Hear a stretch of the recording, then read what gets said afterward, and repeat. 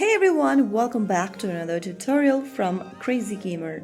Today in this episode we will be learning how to quick sell a player on FC Mobile. First of all, before you begin, make sure that you are inside the FC Mobile app and make sure that you're logged into your account.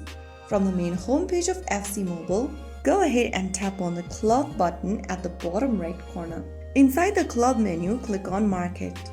Inside the Market menu, go ahead and select My Players tab at the top, and all of your players that you've owned will be displayed on the page. Select a player that you want to sell from the list. After selecting the player, click on the Sell button at the bottom right. Now you can set the purchase price and place your order. Simply go ahead and type in the price that you want to sell on, and after setting up the price, click on Sell. Click the Confirm button and then you will be able to sell the player.